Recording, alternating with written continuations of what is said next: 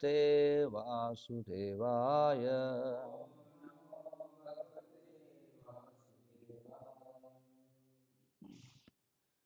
శ్రీమద్భాగవతం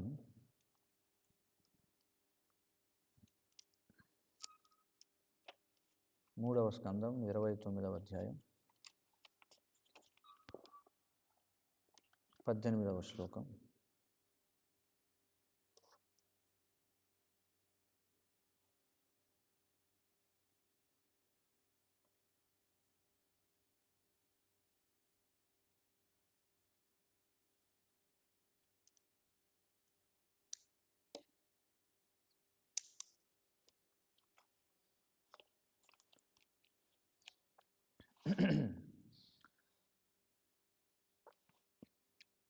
ఆధ్యాత్మిక అనుశ్రవణాత్ నామ సంకీర్తనాత్ చ మే ఆర్జవేన ఆర్యసంగేన నిరహంక్రియయా తథా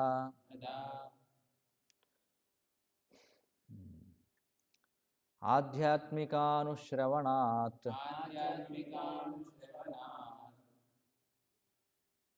నామ సంకీర్తనాచ్చ మే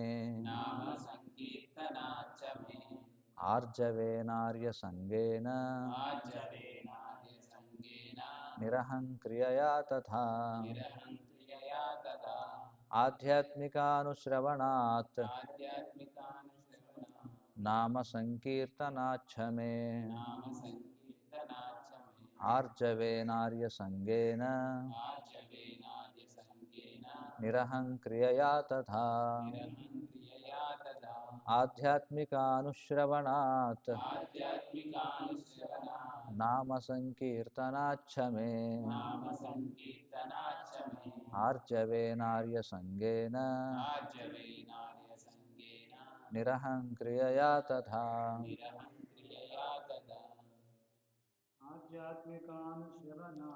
ఆధ్యాత్మికానుశ్రవణాత్ నామ సంకీర్తనాచ్చ మే ఆర్జవేనార్యసంగేన నిరహంక్రియయా తథా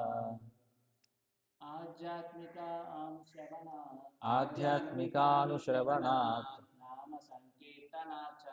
నామ సంకీర్తనాచ్చ మే ఆర్జవేనార్యసంగేన నిరహంక్రియయా తథా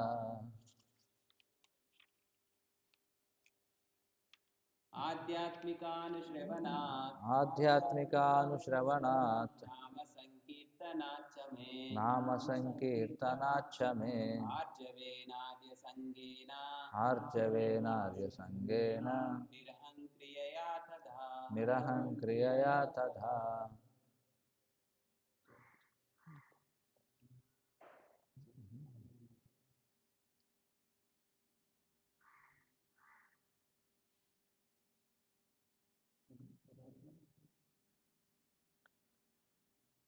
నేర్చుకోవడానికే మనం ఇక్కడికి వచ్చాం, మన పెర్ఫార్మెన్స్ చూపించడానికి కాదు. సో చదువు. ఆధ్యాత్మికానుశ్రవణాత్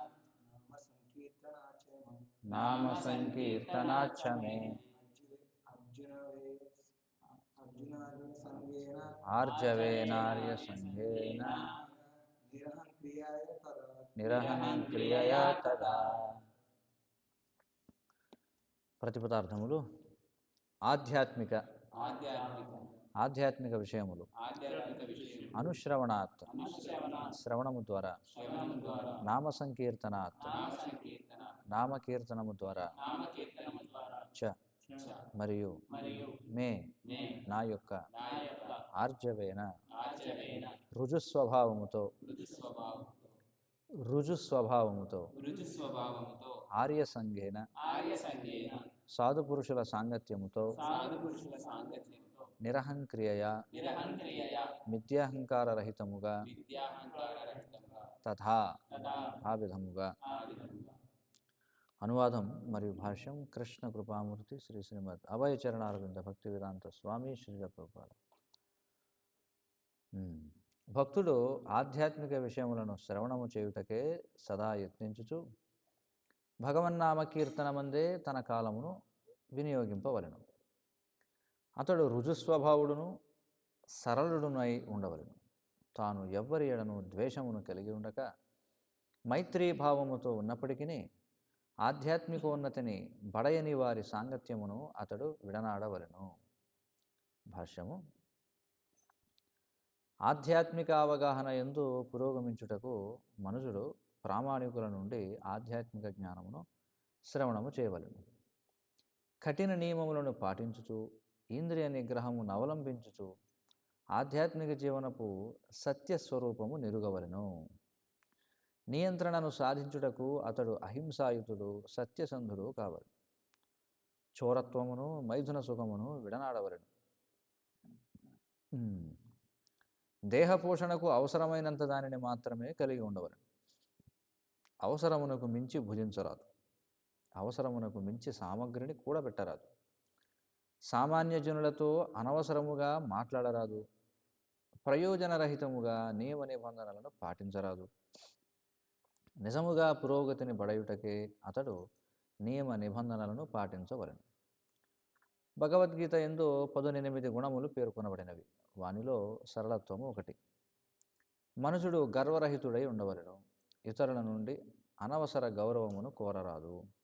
అహింసాపరునిగా నుండవలెను. అమానిత్వం, అదంభిత్వం, అహింస. సహిష్ణుతను కలిగి ఉండి సరళుడై ఉండి గురువును ఆశ్రయించవలెను. ఇంద్రియములను నిగ్రహించవలెను. ఇవన్నీ ఇచ్చటను మరియు భగవద్గీత యందును తెలుపబడినవి. ఆధ్యాత్మిక జీవనమున ఏ విధముగా పురోగమించవలనని విషయమును గూర్చి ప్రామాణికుల నుండి వినవలెను. అట్టి ఉపదేశములను ఆచార్యుల నుండి స్వీకరించి వాటిని ఆకళింపు చేసుకునవలెను. నామ సంకీర్తనాచ్ఛ అని ఇచ్చట ప్రత్యేకముగా పేర్కొనబడినది. అనగా మనుషుడు హరే కృష్ణ కృష్ణ కృష్ణ హరే హరే, హరే రామ రామ రామ హరే హరే అనుచు పవిత్ర హరినామమును వ్యక్తిగతముగా కానీ సామూహికముగా కానీ కీర్తించవలెను. హరినామ సంకీర్తనమే ఆధ్యాత్మిక పురోగతికి మూల నియమముననుచు శ్రీ చైతన్య మహాప్రభు ప్రత్యేకముగా వక్కాణించి ఉన్నారు. ఈ శ్లోకమున ఆర్జవేన అను మరి ఒక పదము ప్రయోగింపబడినది. కపటత్వము లేకుండా అని దాని భావం. భక్తుడెన్నడను స్వీయ లాభమును గూర్చి ప్రణాళికలు రూపొందించరాదు.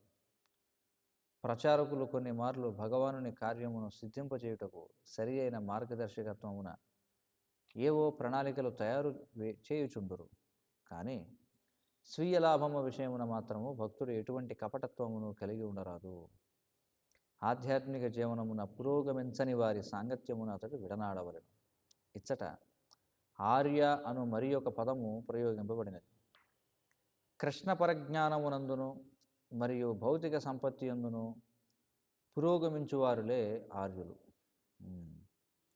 ఆర్యులు మరియు అనార్యుల అనగా సురులు అసురుల నడుమ గల భేదము వారి వారి ఆధ్యాత్మిక ఉన్నతి ప్రమాణము పైననే ఆధారపడి ఉన్నది.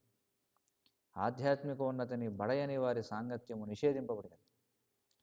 తాత్కాలికమైన వాటి ఎడ అనురక్తులైన వారిని త్యజించవలనని శ్రీ చైతన్య మహాప్రభు ఉపదేశించరి. అసత్సంగత్యాగ అని అంటారు. లౌకికుడైన వాడు, భగవద్భక్తుడు కానివాడు, స్త్రీల ఎడ కానీ లేదా భోగ్య విషయముల ఎడ కానీ పరమాసక్తిని కలిగిన వాడు అసత్ అనబడను. వైష్ణవ సిద్ధాంతము ప్రకారము అట్టివాడు అంగీకారయోగ్యుడు కాడు. తన సంపత్తులను గాంచి భక్తుడు గర్వించరాదు. అణుకువయే భక్తుని లక్షణం. ఆధ్యాత్మికముగా పురోగమించినప్పటికీ అతడు సదా అణుకువతో నమ్రుడై ఉండవలెను. కృష్ణదాస కవిరాజ గోస్వామి మరియు ఇతర వైష్ణవులు తమ స్వీయ ఉపమానము ద్వారా దానిని మనకు బోధించరు. భక్తుడు గడ్డిపోచ కన్నను అణుకువగాను, తరువు కన్నను అధిక సహిష్ణుతతోనూ ఉండవలెనని శ్రీ చైతన్యుల వారు ఉపదేశించరు. అతడు నిగర్వి అయి ఉండవలెను. ఆ రీతిని అతడు ఆధ్యాత్మిక జీవనమున నిక్కముగా పురోగమించగలడు.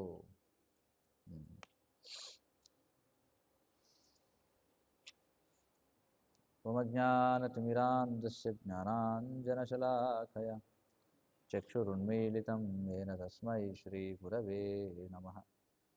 नम ओं विष्णुपादाय कृष्णप्रेष्ठाय भूतले श्रीमते भक्तिविकासस्वामिन्निति नामिने नम ओं विष्णुपादाय कृष्णप्रेष्ठाय भूतले श्रीमते भक्तिवेदान्तस्वामिन्निति नामिने नमस्ते सारस्वती देवी गौरवाणी प्रचारिणे निर्विशेषशून्यवादी पाश्चात्यदेशतारिणे जय श्री कृष्ण चैतन्य प्रभु नित्यानंद श्री अद्वैत गदाधर श्रीवासादि गौरभक्तवृंद हरे कृष्ण कृष्ण कृष्ण हरे हरे हरे राम राम राम हरे हरे. చర్చిస్తున్నది దేవహూతికి కపిల భగవానునిచే వివరించబడుతున్నటువంటి భక్తి యోగం గురించి.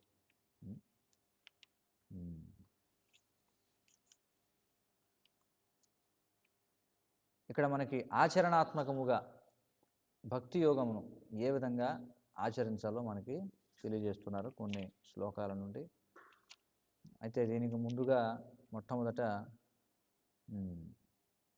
త్రిగుణాలలో జరిగేటువంటి భక్తి గురించి, అలాగే విశుద్ధమైనటువంటి భక్తి గురించి కూడా వివరించబడింది. మరి దేనిని విశుద్ధ భక్తి అంటారు?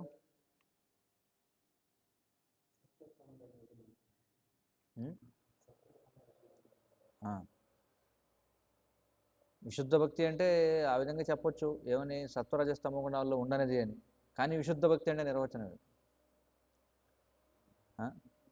ఎలాంటిదంటే ఆత్మ అంటే ఏమిటి అంటే దేహము కాదు అన్నట్టుగా ఉంది. ఆత్మ యొక్క నిర్వచనం ఏమిటి అది మనం తెలుసుకోవాలి. అలాగే ఇక్కడ విశుద్ధ భక్తి అంటే ఏమిటి ఇక్కడ చెప్తున్నారు. ఏమన్నారంటే అందరి హృదయాల్లో నివసించేటువంటి భగవంతుని దివ్య నామ గుణ శ్రవణము పట్ల మనిషిని, అంటే మనిషి యొక్క చిత్తాన్ని, మనిషి యొక్క చైతన్యం, మన యొక్క చైతన్యం ఎప్పుడైతే మనసు ఆకర్షితమవుతుందో అప్పుడు విశుద్ధ భక్తి ప్రకటమవుతుందట. చూడండి, అది విశుద్ధ భక్తి యొక్క లక్షణం. ఏమిటట? ఎప్పుడైతే భగవంతుని యొక్క దివ్యమైనటువంటి నామగుణ శ్రవణం, భగవంతుని యొక్క నామం, భగవంతుని యొక్క గుణం, ఇవన్నీ దివ్యమైనవా కావా? దివ్యమైనవి. మరి ఎప్పుడైతే వాటి శ్రవణం పట్ల మనిషి యొక్క చిత్తం ఆకర్షితమవుతుందో సహజంగానే అవుతుంది కదా. ఇప్పుడు సమయం ఉంది మన ముందు, సమయం మన ముందు ఉన్నప్పుడు మనకి లౌకిక విషయాల గురించి వినాలనిపిస్తుందా, చర్చించాలనిపిస్తుందా, లేకపోతే కృష్ణ సంబంధమైనటువంటి విషయాలను వినాలని చర్చించాలని అనిపిస్తుందా? కృష్ణ సంబంధంగా ఉన్నటువంటి విషయాలే వినాలనిపిస్తుంది. జాయ్, మీ ఆశీర్వాదం నాకు కావాలి. మంచిది. అయితే అది విశుద్ధ భక్తి యొక్క లక్షణం అట. మరి అందరి పరిస్థితి ఆ విధంగా ఉందా అంటే లేదు. ఇక్కడ ఏమంటున్నారు చూడండి, సహజంగానే వారికి ఆకర్షితం అవుతుంది అని చెప్పుకుంటున్నారు. ఎప్పుడు కూడా దాని గురించి ఆలోచిస్తారు. ఎలాగుంటుంది అంటే ఇక్కడ చెప్తున్నారు ఉదాహరణ, గంగా నది ఏ విధంగా అయితే సహజంగానే సముద్రం వైపు ప్రవహిస్తుందో అర్థమవుతుంది కదా. అంటే చేతులు ఖాళీగా ఉంటే ఎప్పుడైతే సహజంగానే అది జపమాల సంచిలో వెళుతుందో, సహజంగానే స్మార్ట్ ఫోన్ పట్టుకోకుండా అర్థమవుతుంది కదా, సహజంగానే జపమాల పట్టుకుంటుందో, సహజంగానే భగవద్గీత పట్టుకుంటుందో, అంటే దాని అర్థం ఏమిటంట? సముద్రం వైపుకు ప్రవహిస్తున్నట్టుగా, అంటే సహజమైనటువంటి ఆకర్షణ. అలాంటి భక్తి ఎలాంటి భౌతిక స్థితి చేతను అడ్డగింపబడక దేవదేవుని వైపునకు ప్రవహించగలదు అని చెప్పుకుంటున్నారు. ఆ విధమైనటువంటి సహజమైన ఆకర్షణ కలగాలని చెప్పుకుంటున్నారు. ఇంకా మరొక లక్షణం చెప్పారు. విశుద్ధ భక్తి యొక్క లక్షణం ఏమిటంటే, ఎందుకంటే ఇది గుర్తుంచుకోవాలి మనం. విశుద్ధ భక్తి అంటే ఏమిటి అని అనగానే అది అశుద్ధం లేనటువంటి భక్తి అని అనొచ్చు, కానీ దానికి నిర్వచనం చెప్పాలి కదా మనం. కాబట్టి గుర్తుంచుకోవాలి. ఏమని గుర్తుంచుకోవాలి? ఎప్పుడు కూడా సహజంగానే వారికి భగవంతుని యొక్క నామరూప గుణలీలల పట్ల వాటి గురించి శ్రవణం చేయాలనేటువంటి ఆసక్తి ఉంటుంది. ఎలా అంటే గంగానది సహజంగానే సముద్రం వైపుకు ప్రవహించినట్టుగా. అది ఇక్కడ విషయం అన్నమాట. అవుతుంది కదా, దాన్ని విశుద్ధ భక్తి అంటారు. అలాంటి వాళ్ళట, వాళ్ళు ఒకవేళ భగవంతుడు సాలోక్య, సాష్టి, సామీప్య, సారూప్య, సాయుధ్య ముక్తిని ఇచ్చినా కూడా అంగీకరించారట. దేని పట్ల ఆకర్షణ కలిగి ఉంటాడు? కేవలం భగవంతుని యొక్క పాదపద్మముల యొక్క సేవ పట్లే అని చెప్పి అంటున్నారు. ఇది భక్తి యోగం యొక్క అత్యున్నతమైనటువంటి స్థానం. అది భగవంతుడు చెప్తున్నది. ఇది ఏమిటి? భక్తి యోగపు అత్యున్నతమైనటువంటి స్థితి. మరి దీనికి కింద ఉండేవి ఏమిటి అంటే సాత్విక, రాజసిక, తమో గుణాల్లో చేసేటువంటి భక్తులు. వాటి గురించి ముందు చెప్పాడు భగవంతుడు. ఏమన్నాడు? భగవంతుణ్ణి అర్చిస్తూ కామ్యకర్మ దోషం నుండి బయటపడడానికి కర్మఫలమును అతనికే అర్పించినప్పుడు అతని భక్తి సాత్విక అనబడును. దీని గురించి చర్చించాం మనం. సాత్విక భక్తి అంటే ఎలా ఉంటుంది అంటే అతడికి భయం ఉంటుందన్నమాట. ఏమని? అమ్మో మనం, ఎందుకంటే కృష్ణుడు భగవద్గీతలో చెప్తున్నాడు ఏమని? యజ్ఞార్థాత్ కర్మణోన్యత్ర లోకోయం కర్మబంధన. అంటే విష్ణు యొక్క సంతృప్తి కోసం మనం పని చేయకపోతే మన కర్మబంధనాల్లో చిక్కుకుంటాం అనేటువంటి భయం ఉంటుంది. మళ్ళీ కర్మబంధనాల్లో చిక్కుకుంటే మళ్ళీ భౌతిక ప్రపంచానికి మనం తిరిగి వస్తాం అనే భయం చేత అతడు ఏం చేస్తాడట? అతడు భగవంతుడిని అర్చిస్తాడు. అంటే అతనికి ఇంకా సహజమైన ఆకర్షణ లేదు, భగవంతుని పట్ల ఆకర్షణ లేదు, కానీ భౌతిక ప్రపంచం అంటే భయం ఉంది. అంటే ఎందుకు భగవంతుని ఆశ్రయిస్తాడు అంటే భౌతిక ప్రపంచం పట్ల ఉన్న భయంతో భగవంతుని ఆశ్రయిస్తాడు. అంతేగాని భగవంతుని పట్ల సహజమైనటువంటి ఆకర్షణ కాదు. అది ఉందంటే అప్పుడు అది ఏమైపోతుంది? అది విశుద్ధ భక్తి అయిపోతుంది. కాబట్టి ప్రారంభంలో మనమంతా కూడా, అంటే కనీసం నేనైతే దేని కారణం చేత మరి ఈ యొక్క భక్తియుత సేవలోకి రావడం జరిగింది. ఎందుకంటే కృష్ణుడు చెప్తున్నాడు 4 రకాల వ్యక్తులు ఉన్నారు. ఆర్ధో, అర్థార్థి, జిజ్ఞాసు, జ్ఞానిచ భరతర్షభ. అయితే ఇందులో ఒక వ్యక్తి కేవలం జ్ఞాని అయి ఉండకపోవచ్చు, కేవలం జిజ్ఞాసు అయి ఉండకపోవచ్చు, అన్ని మిశ్రితం అయి ఉండొచ్చు. ఎందుకు కృష్ణ చైతన్యంలోకి వచ్చాడంటే ఏమో ఒక 30% ఆర్తి, ఒక 10% అర్ధార్థం అంటే అర్థం కావాలని, ఒక 40% ఏమో జిజ్ఞాస, ఒక 20% జ్ఞానం, అలా కూడా వచ్చి ఉండొచ్చు. ఎందుకంటే అందరూ కూడా వాడు కేవలం ఆర్తుడో కేవలం చెప్పలేం, కొంతమంది ఉండవచ్చు కూడా ఆ విధంగా. అయితే తప్పు లేదు ఆ విధంగా రావడంలో, ఆ విధంగా రావడంలో తప్పు లేదు, కానీ ఆ విధంగానే ఉండిపోతే మాత్రం తప్పు. అయితే విశుద్ధ భక్తి స్థితికి రావడానికి అనేక జన్మలు పట్టచ్చు, ఒకే జన్మలో అది సాధ్యం కాకపోవచ్చు. ఎందుకంటే మరి అందుకే కదా మనకి కృష్ణుడు భగవద్గీతలో చెప్తున్నాడు. అర్జునుడు కూడా అడిగాడు ఏమని? మరి విఫల యోగి యొక్క గతి ఏమిటి అని అడిగాడు కదా. విఫల యోగి ఏమవుతాడు? కొద్దిగా సాధన చేసిన వారు ఏమవుతారు? ఎన్నో సంవత్సరముల పాటు స్వర్గభోగములు అనుభవించిన తర్వాత మళ్ళీ భక్తుల కుటుంబాల్లో పుడతారు. అలా కాకుండా చెప్పుకోదగినటువంటి పురోగతి సాధించిన వాళ్ళు, బాగా చక్కగా చేసినటువంటి వాళ్ళు అయితే వాళ్ళ స్థితి ఏమవుతుందట? వాళ్ళు ఆచార్యుల యొక్క కుటుంబంలో పుట్టడం జరుగుతుంది అని చెప్పన్నారు. అంటే దీని అర్థం ఏమిటంటే మనం ఒకే జన్మలో మనం పరిపూర్ణతను సాధించకపోవచ్చు, అది అసాధ్యమేం కాదు. శ్రీల ప్రభుపాదులు మనందరినీ ప్రోత్సహిస్తున్నారు. ఎందుకు వేచి ఉండాలి అనేక జన్మల పాటు, ఎందుకని ఈ జన్మలోనే పూర్తి చేయకూడదు అని చెప్పి అంటున్నారు. శ్రీల ప్రభుపాదులు వారిని ఎవరిని అడిగారు అనుకోండి, మరి మాకు భౌతికమైనటువంటి విషయాల పట్ల ఉన్న ఆకర్షణ ఈ కృష్ణ సంబంధమైనటువంటి వాటి పట్ల కలగడం లేదు, ఎందుకని అని అడిగితే ప్రభుపాదులు వారు కూడా ఎందుకని అని అడిగేవారు. మళ్ళీ ఎవరైతే ప్రశ్న అడిగేవారో వారిని అడిగేవారు, why why why Prabhupada why, అదే నేను అడుగుతున్నాను ఎందుకని. అవునా కదా. మనకిప్పుడు మనం చూస్తుంటాం సాధారణంగా, ఒకవేళ మనం భాగవత ప్రవచనంలో ఎక్కువగా భగవత్ సంబంధమైనవి కాకుండా కొంచెం లౌకిక విషయాల గురించి చెప్పామనుకోండి, వెంటనే మనకు నిద్ర రాదు, ఏం రాదు, వెంటనే జాగరూకం అయిపోతాం. అవునా కదా. అదే కేవలం తత్వం గురించి మాట్లాడితే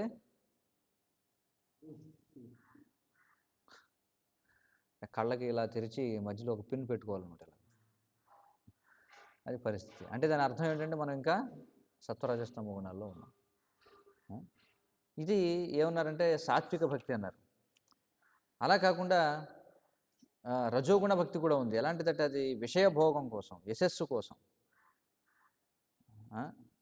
ఐశ్వర్యముల పట్ల వాంఛతో భేదబుద్ధి కలవాడు చేసే మందిరములో దేవతార్చన రజోగుణ భక్తి అనబడుతుందట. విషయభోగం కోసం అంటే ఆహార నిద్ర భయమైదనాల కోసం భక్తి చేస్తే అలా కూడా చేయొచ్చు, అలా చేసేవాళ్ళు కూడా ఉంటారు. ఆహారం కోసం అంటే చక్కగా మనం ఈ భగవద్భక్తి చేస్తే చక్కటి ప్రసాదం దొరుకుతుంది, చక్కగా మనం బయట కష్టపడాల్సిన అవసరం లేదు, మంచి ప్రసాదం స్వీకరించవచ్చు. కేవలం తినడం కోసమే కొంతమంది భక్తి చేసేవాళ్ళు ఉంటారు. లేకపోతే చక్కగా విశ్రాంతి తీసుకోవచ్చు. ఆ? ఆ, మఠ్వా అని చెప్పి భక్తి సిద్ధాంత సరస్వతి ఠాకూర్ వారు చెప్పారు ఒడియాలో. మఠ్వా అంటే ఏమిటి? ఊరికి ఆహార నిద్ర చక్కగా లభిస్తుంది కాబట్టి మఠంలో ఉండేవాడు. ఏదో ఉదయాన్నే కొంచెం ఆరతి చేసుకోవడం, కాసేపు గంట వాయించి పూజ చేయడం, ఆ తర్వాత భగవంతుడికి నివేదన చేయడం, తర్వాత ఆ ప్రసాదం చక్కగా పుష్టిగా స్వీకరించి మళ్ళీ పడుకోవడం. మళ్ళీ ఎప్పుడైతే మళ్ళీ పూజకి సమయం అవుతుందో మళ్ళీ కొంచెం వండుకోవడం, ఆ? మళ్ళీ తర్వాత వెళ్ళి మళ్ళీ కొంచెం భగవంతుడికి నివేదన చేయడం, తర్వాత మళ్ళీ ప్రసాదం చక్కగా తీసుకోవడం, మళ్ళీ పడుకోవడం. అలా వచ్చేవాళ్ళు ఉంటారు, ఉన్నారు అలాంటి వాళ్ళు కూడా చాలామంది ఉంటారు. కాబట్టే కదా శాస్త్రాలు చెప్పారు. ఆ? లేదా కొంతమంది భక్తి నటిస్తూ చక్కటి యువతి యొక్క సాంగత్యాన్ని పొంది జీవితంలో చక్కగా స్థిరపడదాం అనుకునే వాళ్ళు కొంతమంది ఉంటారు కదా. ఎందుకంటే మరి ధామాల్లో కావచ్చు లేదా మందిరాల్లో కావచ్చు మనం చూస్తుంటాం, ఎంతోమంది యువతులు స్త్రీలు కూడా వస్తుంటారు మందిరాలకు. మరి వారిలో సాధారణంగా స్త్రీ మరి ఒక సరైనటువంటి వయసుకు వచ్చిన తర్వాత ఒక సరిజోడు కోసం వెతుకుతూ ఉంటుంది. కాబట్టి ఆ విధంగా మందిరాలకు వచ్చేవాళ్ళు ఉంటారు, సరైనటువంటి భర్త కోసం అని చెప్పి. కాబట్టి వారిని ఆకర్షించడం కోసం వచ్చేవాళ్ళు కొంతమంది ఉంటారు. అంటే వాళ్ళు కూడా చేస్తుండొచ్చు సాధన, కానీ వారు ఏ ఆలోచనతో చేస్తారు? హరే కృష్ణ హరే కృష్ణ కృష్ణ కృష్ణ హరే హరే, నాకు మంచి భక్తురాలైనటువంటి ఆమె చక్కగా భారీగా దొరికితే బాగుంటుంది, హరే రామ రామ రామ హరే హరే. చూడండి, అలా ఉండేవాళ్ళు కొంతమంది ఉంటారు. తర్వాత రక్షణ కోసం వచ్చేవాళ్ళు ఉండొచ్చు కొంతమంది. ఎక్కడ ఉంటే మనకు రక్షణ ఉంటుంది, జీవిత బీమా అన్నీ కూడా మనం ఎక్కువగా బాహ్య ప్రపంచం నుంచి మనల్ని మనం రక్షించుకోవచ్చు అనే బుద్ధితో వచ్చేవాళ్ళు ఉండొచ్చు. కానీ మనం ఎవరిని తిరస్కరించడానికి లేదు, వాళ్ళు కూడా రావచ్చు. ఇంకా యశస్సు, కీర్తి, నేను ఒక మందిరాధ్యక్షునిగా లేకపోతే ఒక మండలాధ్యక్షునిగా లేకపోతే పర్యవేక్షక సమితి సభ్యునిగా ఉండడం కోసం అని యశస్సు సాధించడం కోసం, లేకపోతే మనకి ఇస్కాన్లో రకరకాల మంత్రిత్వ శాఖలు ఉంటాయి చూడండి, గో సంరక్షణ మంత్రి, లేకపోతే భక్తుల సేవా కమిటీ అని ఒకటి, లేకపోతే కాంగ్రిగేషనల్ డెవలప్మెంట్, లేకపోతే ఇలా రకరకాలు యువతకు ప్రచారం చేసే మంత్రులు బయటే కాదు, ఇందులో కూడా మంత్రులు ఉంటారు చూడండి. వాటి కోసం రావచ్చు. ఐశ్వర్యం కోసం రావచ్చు. చక్కగా మనం ఒక మందిరాన్ని నిర్మించుకుంటే దానికి చక్కగా మనం మందిరానికి అధ్యక్షులం అయితే, ఒక పర్యవేక్షకులం అయితే చక్కగా మనం ఎవడో అడిగేవాడు ఉండడు. నిన్న ఎవరో భక్తులు చెప్తున్నారు, ఎక్కడో ఏదో మందిరంలో ఎవరో ఫిర్యాదు చేశారట. ఏమనంటే మనకి కేవలం ఊరికే సంపాదించుకోవడమే మనకు అర్థమైపోతుంది అంటే, ఎవరో పూర్తి సమయం సేవకులుగా ఉన్నారట ఎక్కడో మందిరంలో. అయితే ఆ మందిరాధ్యక్షుడి యొక్క తరహా చూసి వాళ్ళకి విసుగొచ్చిందనమాట. కేవలం వీడి యొక్క స్వీయ ఐశ్వర్యాన్ని వీటిని పెంచుకోవడానికి, వాడి పొట్టని వాడు పెంచుకోవడానికి తప్ప ఏమాత్రం దృష్టి లేదు, ఇది ఒక నెపం మాత్రమే అని అర్థమైందట ఎవరికి. సో ఇలాంటివన్నీ జరుగుతూ ఉండొచ్చు. ఇక తమో గుణం విషయానికి వస్తే మాత్సర్యరహితుడు, మాత్సర్యరహితుడు కాదు, మాత్సర్యయుతుడు అంటే అసూయతోటి, గర్వి, అలాగే హింసాయుతుడు, క్రోధియకు భేద స్వభావం గలవాడు చేసేటువంటి భక్తి తామసమైనదిగా పరిగణించబడుతుంది అని చెప్పుకుంటున్నాడు. అలాంటి వాళ్ళు కూడా వచ్చేటువంటి అవకాశం ఉందట. మత్సరతండి, అసూయపడుతూ ఉండడం ఇతరులను చూసి మనం చూస్తుంటాం, ఇలాంటివి కూడా ఉంటాయి. నువ్వు ఎందుకు నా యొక్క పరిధిలోకి వచ్చావు, నువ్వు నా పరిధిలో పుస్తక వితరణ చేయకూడదు, నా పరిధిలో నువ్వు విరాళాలు స్వీకరించకూడదు, నా పరిధిలో ఆకాశంలో ఏ భక్తుడు ఎగరకూడదు, విమానంలో కూడా. అర్థమవుతుంది కదా. సో కాబట్టి గర్వి మనం చూస్తుంటాం కొన్నిసార్లు. కొంతమంది ఒక 4-5 దండలు వాళ్ళే వేసుకుని తిరుగుతుంటారనమాట. ఎవరో వాళ్ళు వచ్చారని దండ వేయడం కాదు, వాళ్ళే 4-5 దండలు వేసుకుని తిరుగుతుంటారనమాట. అంటే మనకు తెలిసిపోతుంది. హింసాయుతుడు, ఎవరు కూడా అంత త్వరగా పైకి రాకుండా ఉండాలి. క్రోధి యొక్క భేద స్వభావం. కొన్నిసార్లు చూస్తుంటే సమావేశాల్లో కొంతమంది డిటెక్టివ్లాగా ఉంటారనమాట. ఎవరైనా ఒకవేళ మేము కొత్తగా ప్రచారం చేద్దాం అనుకుంటున్నాము, ఆ ప్రాంతంలో మాకు అనుమతి ఇవ్వండి అంటే, నువ్వెందుకని ప్రచారం చేయాలనుకుంటున్నావు, అసలు నీ పుట్టు పూర్వోత్తరాలు ఏమిటి అంటే, వాడేమన్నా ఒకవేళ ఏమైనా స్వలాభంతో ప్రచారం చేయాలనుకుంటున్నాడా, ఇలాంటివి అనేక రకాల అనుమానాలు అనమాట. అలాంటి వాళ్ళు కూడా ఉంటారు, తామసికమైనదిగా చెప్పబడుతుంది. కాబట్టి ఏ విధంగా ఇక్కడ ఏం చెప్తున్నారంటే, మొత్తానికి భక్తి యోగపు అత్యున్నత స్థానాన్ని పొందడం ద్వారా మనిషి ప్రకృతి ప్రభావాన్ని అధిగమించి భగవానుని వలె దివ్యస్థితి ఎందు నెలకొనగలడు. మొత్తానికి దివ్యస్థితికి రావాలంటే ఏం చేయాలి? అత్యున్నత స్థానాన్ని పొందాలి. అత్యున్నత స్థానం అంటే ఏమిటి? ఏమిటది? విశుద్ధ భక్తి. ఆరంభంలో సత్వరజస్తమ గుణాల్లో చేస్తుండొచ్చు, కానీ అలాగే ఉండిపోకూడదు. ఏం చేయాలి? క్రమక్రమంగా వాళ్ళు పైకి రావాలి. మరి పైకి రావాలంటే ఏం చేయాలి? పైనున్న వాళ్ళతో సాంగత్యం చేయాలి. అంతే కదా. ఇక్కడ మనకి మరొక శ్లోకంలో చెప్పారు, ఏమన్నారు? మనకంటే ఉన్నతమైనటువంటి వారిని మనం ఆదరించి సేవించాలి. మనతో సమానంగా ఉన్నటువంటి వారితో మనం స్నేహం చేయాలి. మనకంటే దిగునున్న వారిని మనం దయ చూపాలి వారి మీద అని చెప్పాలి. కాబట్టి ఆ విధంగా మనం ఇప్పుడు కూడా సరైనటువంటి సంఘాన్ని మనం ఎన్నుకోవాలన్నమాట. చూడండి, మరి అలాంటి భక్తి ఎలా ఉండాలట? భౌతిక లాభ వాంఛ లేకుండా చేయాలి. అనవసరమైనటువంటి హింస లేకుండా అతడు తన భక్తి కర్మలను క్రమముగా నెరవేర్చాలి. కానీ ఇప్పుడున్న ఆధునిక ప్రపంచంలో మనం చేసేటువంటి భక్తి అంతా కూడా హింసతో కూడుకున్నదే. ఇది ఎలా? చూడండి, అనవసరమైన హింస లేకుండా అన్నారు.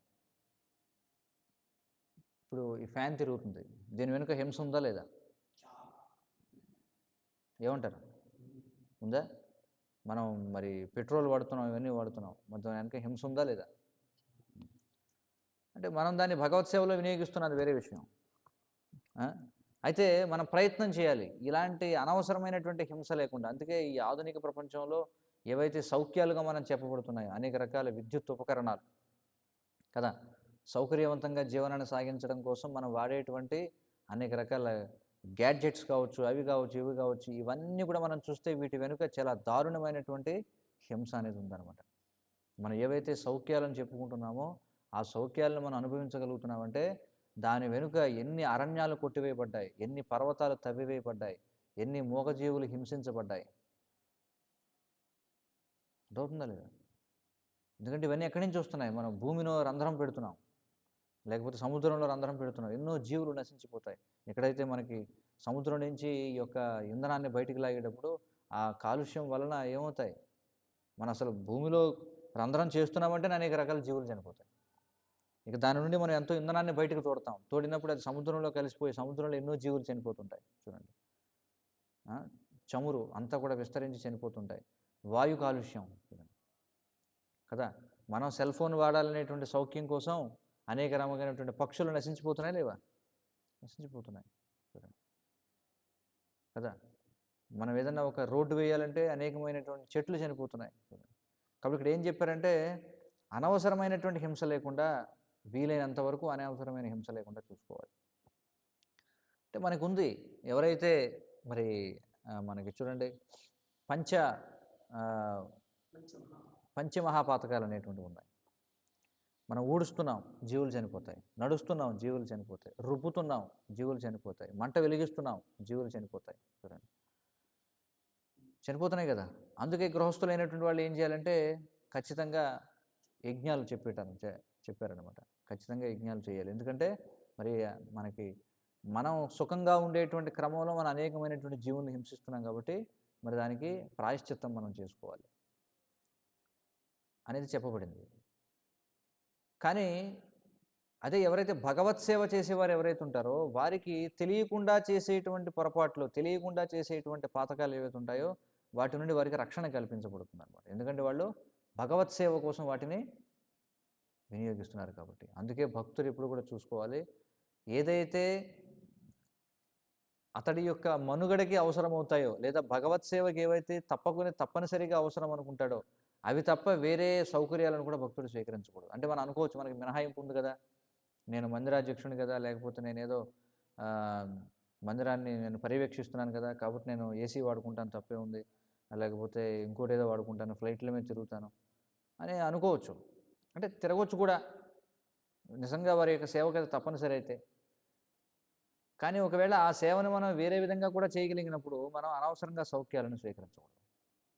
స్వీకరిస్తే మళ్ళీ మనం హింసకు పాల్పడడం అని అవుతాం. అర్థమవుతుంది కదా. ఎందుకంటే వాస్తవానికి నీకు అది అవసరం లేదు, అది అవసరం లేకుండా కూడా నువ్వు చేయగలవు. కానీ నువ్వు కావాలని సౌఖ్యాలను స్వీకరించావు అనుకో, అప్పుడు ఏమవుతుంది? మళ్ళీ మనం అనవసరమైనటువంటి హింసకు పాల్పడిన వాళ్ళం అవుతాం. కాబట్టి రక్షణ మనకి ఎంతవరకు రక్షణ లభిస్తుంది? ఏదైతే తప్పనిసరిగా మనకు అవసరం అవుతుందో అప్పటి వరకు మనకి రక్షణ ఉంటుంది. ప్రసాదమైనా సరే, ఇప్పుడు మనకి ఈరోజు చర్చించబోయే శ్లోకంలో చెప్పారు, ప్రసాదమైనా సరే ఎప్పుడైతే మన సేవకి ఎంతైతే అవసరమో అంతే స్వీకరించాలట. ఎక్కువగా స్వీకరిస్తే అది కూడా మాయ అవుతుంది. మన దేహాన్ని మనం హింసించుకున్న వాళ్ళు అవుతాం. అర్థమవుతుంది కదా. అయితే ప్రారంభంలో మనకి ఎక్కువగా అవసరం రావచ్చు, అనేక రకాల వివిధ రకాల పదార్థాలన్నీ కూడా మనకు అవసరం రావచ్చు, ఇవన్నీ కూడా ఉన్నాయి. కానీ భక్తులు ఎప్పుడు కూడా మనం సావధానంగా ఉండాలి. సాధు సావధాన్ అని చెప్పంటారు. మనం ఇంద్రియ భోగం చేస్తున్నామా లేదా నిజంగా ఎంతైతే అవసరమో అంతవరకే స్వీకరిస్తున్నామా అనేది ఎప్పుడు కూడా మనం చవి చూసుకుంటూ ఉండాలన్నమాట. కాబట్టి ఇది చాలా ముఖ్యం. అనవసరమైనటువంటి హింస లేకుండా మన భక్తి కర్మలను క్రమముగా నెరవేర్చాలి అని చెప్పన్నారు. ఇంకా తర్వాత ఏమన్నారు, మందిరంలో ఉన్నటువంటి భగవంతునికి శ్రీ విగ్రహాన్ని నిత్యము గాంచుచు పాదపద్మములను స్పృశించుచు పూజా సామగ్రిని అర్పిస్తూ స్తుతించాలి.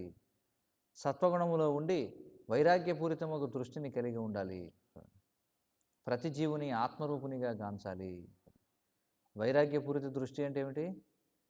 ప్రతిదాన్ని కూడా భగవత్ సంబంధంగానే వినియోగించాలి తప్ప తన యొక్క ఇంద్రియ భోగానికి వాడుకోవాలని ఎప్పుడు కూడా చూడకూడదు. అంటే అనాసక్తి అనేది ఉండాలన్నమాట. అంటే ఇప్పుడు మన భగవత్ సేవలో ఉన్నప్పుడు అనేకమైనటువంటి భోగ్య వస్తువులు, అంటే ధనం వస్తుంది, ధనం, కనకం, వస్తువులు, వాహనాలు, స్త్రీలు, ఇవన్నీ కూడా వస్తాయి. అందులో సందేహమే లేదు. అందుకే కదా చైతన్య మహాప్రభు ఏమన్నారు, నా ధనం నా జనం నా సుందరీం కవితాంబ జగదీశ కామయ్య అని చెప్పన్నారు. అంటే మనం ఆధ్యాత్మిక ప్రచారంలో మనం ఉన్నప్పుడు భగవత్ సేవలో భాగంగా ఖచ్చితంగా మనకి ధనం వస్తుంది, జనులు వస్తారు, సుందరీమణులు వస్తారు, కీర్తి వస్తుంది, ఇవన్నీ వస్తాయి. కానీ అవేవి కూడా నాకు అవసరం లేదని చెప్పుకుంటున్నారు. ఎవరు? చైతన్య మహాప్రభు. మరి ఏం కావాలంటున్నారు? జగదీశ కామయే మమ జన్మని జన్మనీశ్వరే భవతాద్భక్తిరహైతుకీత్వయి అని చెప్పుకుంటున్నారు. అందువట్ల వీటి పట్ల వైరాగ్య భావన ఉండాలి. వైరాగ్య భావన అంటే అర్థం ఏంటి? ఇక్కడ మనకి ఎవరో ధనం ఇచ్చారు, ₹1,00,00,000 విరాళం ఇచ్చారు, ఏం చేయాలి? మనం భగవత్ సేవలో వినియోగించాలి. అర్థమవుతుంది కదా. దాంట్లో మనం ఒకే ₹1,00,00,000 వచ్చింది కదా, మనం ఒక 90 లక్షలు వాడదాం, 10 లక్షలు అనుకోకూడదు అనమాట. అర్థమైంది కదా. లేకపోతే సుందరీమణులు వచ్చారు, వారిని ఎలా భగవత్ సేవలు వినియోగించాలి అలాగే వినియోగించాలి. అంతేగాని మీరు నా సేవ చేయండి, నా పాదాలు నొక్కండి, లేకపోతే నాకు రోజు మీరు ఇంట్లో చక్కగా భోగం వండి పట్టరండి, నేను తీసుకుంటాను, అలాంటివి ఉండకూడదు. లేకపోతే కీర్తి ప్రతిష్టలు మనం చూస్తుంటాం ఒక్కోసారి, ముఖ్యంగా ఈ క్రైస్తవ ప్రచారకులు మనం చూస్తుంటాం. అందులో ఎక్కడ కూడా క్రీస్తు కనిపించడు. ఏం కనిపిస్తారు? అందులో పెద్ద గ్రూప్ ఫోటో కనిపిస్తుంది కదా. ఆ ప్రచారకులు వారి వారి పెద్ద పెద్ద ఇలా మైక్ పట్టుకొని ఇలా ఆకాశం వైపు చూస్తూ ఇలా పెద్ద బైబిల్ పట్టుకొని మనం చూస్తుంటాం. అలాగే మనం రకరకాల స్వామీజీలను కూడా చూస్తుంటాం కదా. వాళ్ళ చిత్రపటమే ఉంటుంది మొత్తం బ్యానర్ అంతా. అంటే కావాలని వాళ్ళు పేరు తెచ్చుకోవడానికి ప్రయత్నిస్తూ ఉంటారు అనమాట. లేకపోతే వారి మఠాల్లో మనం చూస్తున్నాం, రోజుకే ఎవరో ఒకరు దొరుకుతున్నారు. మనం కూడా ఎవరినో పట్టుకున్నారు. ఎవరు? అతని పేరేమిటి? ఎక్కడ చూశాను నేను వార్తల్లో. ఎంతోమంది మనం చూస్తుంటాం, బోటకప్పు స్వామీజీలు దొరికిపోతూ ఉంటారు. డేరా బాబా అని, కృపాలు మహారాజ్ అని, నిత్యానంద అని, లేకపోతే సత్యసాయి అని. ఈ మధ్యకాలంలో ఎవరో ఒక అతను ప్రేమ్ ఎవరో మొత్తానికి ప్రేమ్ సాయి, సరే, ఇలా అనేక రకాలు మనం చూస్తుంటాం. ఏమో ఎవరో మొత్తానికి. సో వాళ్ళు ఏం చేస్తుంటారంటే వాళ్ళు సంపదల్ని, అలాగే జగ్గి వాసుదేవ్ చూడండి, అతని మీద కూడా అనేక అభియోగాలు వచ్చాయి. అభియోగాలు వస్తూ ఉండొచ్చు. మన అంతర్జాతీయ కృష్ణ చైతన్య సంఘంలో కూడా కొంతమంది అభియోగాలు రావచ్చు. ఎందుకంటే దీనికి ఎవరు అతిథులు కాదనమాట. ఊరికే ఏదో ఇస్కాన్ స్టాంప్ ఉన్నంత మాత్రాన వీళ్ళు దివ్యస్థితిలో ఉన్నారని ఏం లేదనమాట. సావధానంగా ఉండాలి ఖచ్చితంగా. కాబట్టి ఎక్కడున్నా సరే ఇది. అందుకే వైరాగ్యపూరితం అంటే ఏంటి? ఎంత ధనమైన రావచ్చు, వాళ్ళు సరళంగానే ఉంటారు. కానీ ప్రతి భగవంతుని మాత్రం ఐశ్వర్యవంతంగా సేవిస్తారు. కానీ వారికి వారు మాత్రం చాలా సరళమైనటువంటి జీవనాన్ని అవలంబిస్తూ ఉంటారు. అది చాలా ముఖ్యం. కాబట్టి ప్రతి జీవిని కూడా ఆత్మరూపునిగా చూడడం అంటే ఏమిటి అర్థం? ఎవరైనా భక్తులు కావచ్చు, అందులో ఏమీ అనర్హత లేదు. చూడండి, ఏ జీవి అయినా సరే, అతడు పాశ్చాత్యుడైనా, ఎలాంటి వారైనా, స్త్రీయో వైశ్యస్తథా సూత్ర. అలాగే ఇంకా మన భాగవతం 2వ స్కందంలో చెప్పినట్టుగా అనేకమైనటువంటి కిరాత హుణాంధ్ర పులింద పుక్కష ఆభీర కస యవనాదిషు. చూడండి, ఏ జాతి వాడైనా సరే, ఎవరైనా సరే, ఏ కులం వాడైనా, ఏ మతం వాడైనా, ఎవరైనా సరే భక్తులయ్యే అవకాశం ఉంది. కాబట్టి మనం వారికి భక్తులయ్యేటువంటి అవకాశాన్ని ఇవ్వాలి అని భావించడం ఆత్మరూపునిగా చూడడం అని. అంతేగాని ప్రతి మనిషిలో ఏదో బలు వెలుగుతున్నట్టు చూడడం కాదు. ఆత్మరూపునిగా చూడమన్నారు కదా. కాబట్టి కుక్కని, పిల్లిని, అందరినీ కూడా ఏదో వాళ్ళ హృదయంలో బలు వెలుగుతున్నట్టుగా, అది కదా ఆత్మరూపునిగా చూడడం అంటే. ప్రతి ఒక్కరూ భగవంతుని అంశలు. కాబట్టి ప్రతి ఒక్కరూ కూడా భగవత్ సేవ చేయొచ్చు. కాబట్టి మనకి అవకాశం ఉంటే ప్రతి ఒక్కరిని వారి వారి యొక్క స్వభావాన్ని, వారి వారి యొక్క గుణాన్ని అనుసరించి, వారి యొక్క భౌతిక స్థితిని అనుసరించి మనం వారిని భగవత్ సేవలో నియుక్తం చేయొచ్చు అనే దృష్టి కలిగి ఉండడం. అది ఆత్మస్వరూపునిగా చూడడం అంటే ప్రతి ఒక్కరు. అంతేగాని ఇదేదో మాయావతులు చెప్పుకునేటట్టుగా నువ్వు బ్రహ్మమే, నేను బ్రహ్మమే అన్నట్టుగా కాదనమాట.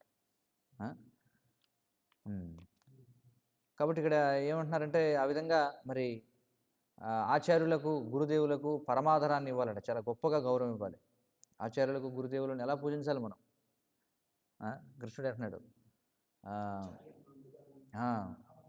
నావమన్యేత కర్హిచిత్. చూడండి, ఆచార్యుడిని భగవంతునిలా మనం కొలవాలి. ఆయన భగవంతుడు కాదు, కానీ భగవంతుడితో సమానంగా మనం ఆయన గౌరవాన్ని ఇవ్వాలి. మద్భక్త్యా పూజ్యాభ్యధికాహ అని చెప్పుకుంటున్నాడు. నాకంటే నా భక్తుడిని పూజించడమే గొప్ప అని చెప్పుకుంటున్నాడు. కాబట్టి మనం ఆచార్యులను, ఎవరైతే గురుదేవులను, మనం వారిని పరమాదరము, చూడండి ఎలా చెప్పారు. పరమాదరం అంటే ఏమిటి? గొప్పగా గౌరవించాలట. దీనుల పట్ల కరుణను చూపిస్తూ, అంటే ఎవరైతే మరి కృష్ణ చైతన్యంలో లేరో, ఇప్పుడిప్పుడే కృష్ణ చైతన్యంలో రావడానికి ప్రయత్నం చేస్తున్నారో వాళ్ళందరి పట్ల మనం దయను చూపించాలి. ఏ విధంగా? వారికి కృష్ణ చైతన్యంలో ముందుకెళ్ళేటువంటి అవకాశాన్ని ఇవ్వడం ద్వారా. అలాగే సమానులతో ఏం చేయాలి? స్నేహం చేయాలి అని చెప్పుకుంటున్నారు. ఆ తర్వాత ఇక్కడ ఏమంటున్నారు? ఆధ్యాత్మిక విషయాలని శ్రవణము చేయడానికి ఎల్లప్పుడూ కూడా ప్రయత్నం చేయాలి. మనకి సమయం దొరికింది అంటే, అసలు మనం చేసేటువంటి సేవలన్నీ కూడా భక్తుడు ఏ విధంగా రూపొందించుకోవాలంటే, వీలైనంత వరకు భగవంతుడి గురించి ఎప్పుడు కూడా శ్రవణం చేసేటువంటి విధంగా మనం మన యొక్క సేవలను మలుచుకోవచ్చు అన్నమాట. ఇంకా భగవన్నామ సంకీర్తనమందే తన కాలమును వినియోగించవలను. మన సమయాన్ని ఎందులో వినియోగించాలట? భగవన్నామ సంకీర్తన. అంటే దాని అర్థం ఏంటి? ఇప్పుడు కూడా జపం చేయాలన్నా, ఏ పని చేస్తున్నా, తినేటప్పుడు, స్నానం చేసేటప్పుడు, మనోసర్జన చేసేటప్పుడు, లేకపోతే వంట చేసేటప్పుడు, లేకపోతే తుడిచేటప్పుడు ఎప్పుడూ ఒక చెయ్యి అందులో ఉండాలని మనం చూస్తుంటాం. చాలామంది భక్తులు ఎప్పుడూ ఒక చెయ్యి అందులో ఉంటుంది. ప్రణామం చేసేటప్పుడు ఎప్పుడు మాల చేతిలో ఉండాలన్నా ఏంటి మనకి అర్థం? భగవన్నామ కీర్తనం అంటే భగవంతుని కీర్తించడం. మరి ఎలా భగవంతుని కీర్తించడం? భగవంతుడి కోసం సేవ చేయడం, అది భగవంతుని కీర్తించడమే కదా.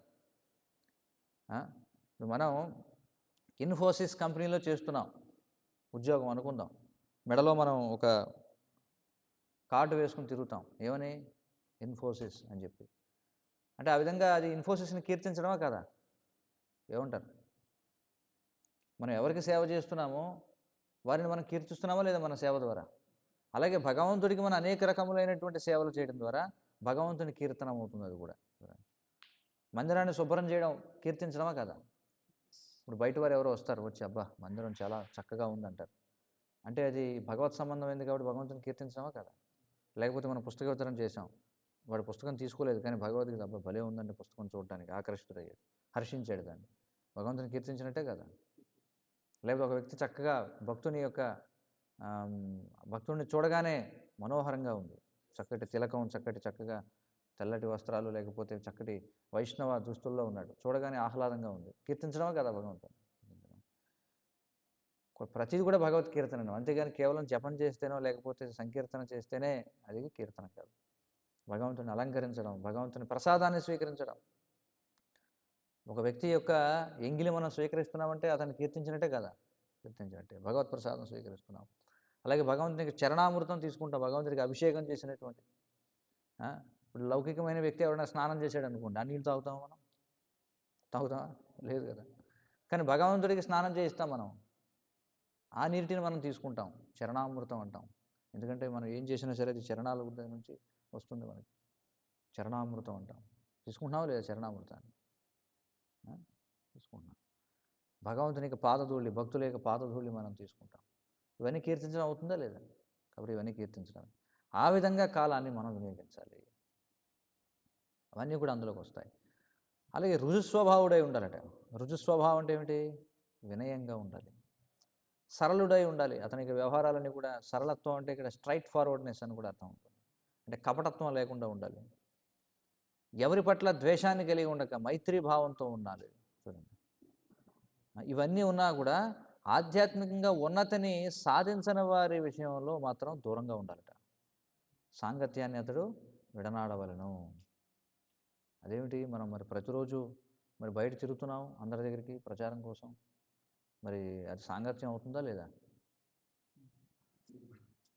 ఏమవుతుంది అది?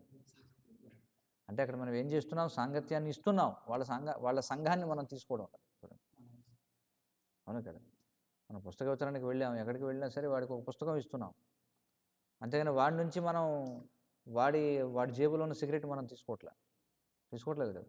ఇప్పుడు మనం సాంగత్యాన్ని ఇస్తున్నాం కానీ మనం తీసుకోవట్లేదు. ఇది అర్థం చేసుకోవాలి. అందుకే ఏం చేయాలంటే మొట్టమొదటిది ఏమిటి అసలు ఆధ్యాత్మికంగా పురోగమించడానికి మొట్టమొదటిది ఏమిటి చెప్పండి? శ్రవణం. అందుకే ఎవరి నుంచి శ్రవణం చేయాలి? ప్రామాణికుల నుండి శ్రవణం చేయాలి అని చెప్పుకుంటున్నారు. ఇంకా ఏం చేయాలట మరి? తపసా బ్రహ్మచర్యేన శమేన ధమేనవా అని చెప్పుకున్నారు. ఏమిటా శ్లోకం? అది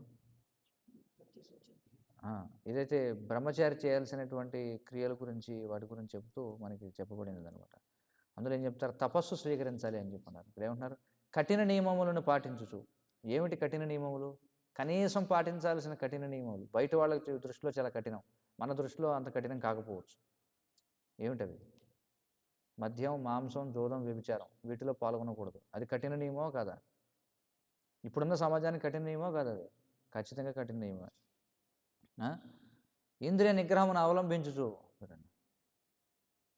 ఎందుకంటే మనకు ఒక కార్యాచరణ ఇవ్వబడింది. ఖచ్చితంగా బ్రహ్మముహూర్తంలో నిద్రలేవాలి. వాస్తవానికి చాలామందికి ఆ సమయంలోనే బాగా నిద్రపడుతుంది. లౌకికంగా ఉండేవాళ్ళు చూడండి, ఆ సమయంలోనే బాగా మునగడ తీసి పడుకుంటారు.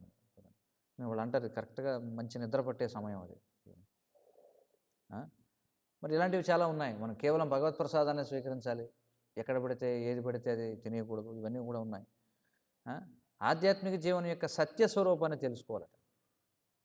అసలు నిజంగా ఆధ్యాత్మిక జీవనం అంటే ఏమిటి? ఆధ్యాత్మిక జీవనం అంటే ఇంద్రియ భోగం కాదు. ఇంద్రియ భోగమే ఆధ్యాత్మిక జీవితం అంటే. కానీ ఎవరి ఇంద్రియ భోగం? భగవంతుని యొక్క ఇంద్రియ భోగం. అందులో మన యొక్క ఇంద్రియ సౌఖ్యం కూడా దాగి ఉంటుంది. ఎప్పుడైతే భగవంతుని యొక్క ఇంద్రియాలు సంతృప్తి చెందుతాయో అప్పుడు మన ఇంద్రియాలు కూడా సంతృప్తి చెందుతాయి. మరి నియంత్రణ సాధించాలంటే ఏం చేయాలి? ఇక్కడ చెప్తున్నారు. నియంత్రణ సాధించాలంటేనంట అహింసాయుతుడై ఉండాలట. అహింసాయుతుడై ఉండాలి. అహింసాయుతుడు అంటే అర్థం ఏమిటి? దీనికి అనేక రకాలుగా అర్థం చెప్పచ్చు. అహింస ఏమిటి? అహింస అంటే కృష్ణ చైతన్యంలో ఉండకపోవడమే హింస. అది ఆత్మ పట్ల హింస అన్నమాట. ఏ విధంగా హింస అవుతుంది? ఆత్మ పట్ల హింస. ఎందుకంటే కృష్ణ చైతన్యవంతులం కాకపోతే ఏమవుతుంది? మళ్ళీ పునరపి జననం, పునరపి మరణం, పునరపి జనని జఠరేషాయన. ఎందుకంటే ఆత్మ వాస్తవంగా ఇప్పుడు నీళ్ళల్లో చేప ఉంటుంది. నీళ్ళల్లో చేప ఉంటే అది దానికి హింస అవుతుందా? అహింస అవుతుందా? అహింస అవుతుంది. నీళ్ళలోంచి చేపను తీసి గట్టు మీద పెడితే దాని పట్ల హింసగా పాల్పడడమా కదా? అలాగే జీవుడు ఆధ్యాత్మిక ప్రపంచంలో ఉండాలి, భగవత్ సేవలో ఉండాలి. కానీ వాడిని భగవత్ సేవకు దూరం చేస్తే అప్పుడు ఏమవుతుంది? అది హింస అవుతుంది. అది కాబట్టి అహింసాయుతుడై ఉండాలి.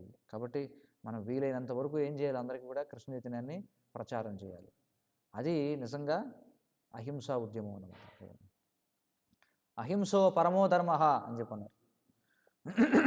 అత్యున్నతమైనటువంటి ధర్మం ఏమిటంటే అహింస అని చెప్పన్నారు. మరి ఏ విధమైన అహింస అంటే? ఇక్కడ అహింస అంటే భౌతికంగా శారీరకమైనటువంటి అహింస కాదు, ఆత్మ సంబంధమైనటువంటి అహింస. చూడండి, ఆత్మపరమైనటువంటి అంటే ఒక్కొక్కసారి దేహపరమైనటువంటి హింస ఆత్మపరమైనటువంటి అహింస కావచ్చు. ఇప్పుడు కృష్ణుడు అర్జునుడిని యుద్ధం చేయమన్నాడు కదా, మరి అది హింసకు పాల్పడమంటున్నాడా? ఏం చేయమంటున్నాడు? ఇప్పుడు అర్జునుడు చేసినటువంటిది హింస అవుతుందా? అహింస అవుతుందా? లౌకికంగా చూస్తే హింసగానే కనిపిస్తుంది, కానీ అది ఆధ్యాత్మికంగా అహింస అవుతుంది. ఎందుకని? వాళ్ళందరికీ ముక్తి కలిగిస్తున్నాడు. వాళ్ళందరూ కూడా కృష్ణుని యొక్క సమక్షంలో వాళ్ళందరూ కూడా మరణిస్తున్నారు. వాళ్ళందరూ కూడా ఉన్నత గతి పొందుతున్నారు. వాళ్ళు మోక్షం సాధించకపోవచ్చు, కానీ ఉన్నత గతి పొందినా సరే అది ఏమవుతుంది? అహింస అవుతుంది. చాలా జాగ్రత్తగా అర్థం చేసుకోవాలి. సత్యసంధుడు కావాలను. సత్యసంధత అంటే ఏమిటి? పరమసత్యానికి అంకితమై ఉండడం. అంతేగాని ఊరికే లౌకికమైనటువంటి నిజం అబద్ధం అవి కాదనమాట. ఏమిటి పరమసత్యం? ఏమిటి? సత్యం పరం ధీమహి. ఎవరది? ఓం నమో భగవతే వాసుదేవాయ. చూడండి, కాబట్టి ఆ వాసుదేవుడే, ఆయనే పరమసత్యం. కాబట్టి ఆయనకి మనం అంకితమై ఉండాలి. కాబట్టి ఆయనకి ఏదైతే ప్రీతి కలిగిస్తుందో అవన్నీ కూడా చేయాలి. యుధిష్ఠిరుడు ఏం చేశాడు? కృష్ణుడు ఏం చెప్పాడు యుధిష్ఠిరునికి? ధర్మరాజుకి ఏం చెప్పాడు? అశ్వత్థామ హతః కుంజరః అని అనమన్నాడు. యుధిష్ఠిరుడు ఏమన్నాడు? అదేమిటి, నేను ధర్మరాజుగా పేరుంది నాకు, నేను ఎప్పుడు అబద్ధాలు చెప్పలేదు, నన్ను అబద్ధం చెప్పంటున్నాడు. వెంటనే ఏమైంది? రథచక్రాలు నేలకు అనుకున్నాయి. మరి సత్యసంధత అంటే ఏమిటి ఇక్కడ? మరి అదే సత్యం. ధర్మరాజు కృష్ణుడు అబద్ధం చెప్పమన్నప్పుడు అబద్ధం చెబితే అది సత్యసంధత. అంటే పరమసత్యం ఏదైతే ఉందో దానికి మనం అంకితమై ఉండాలి అంతే. అంతేగాని లౌకికమైనటువంటి ఇది కాదనమాట. ఇది అర్థం చేసుకోవాలి. అలాగే చోరత్వమును మైథున సుఖమును విడనాడవలెను.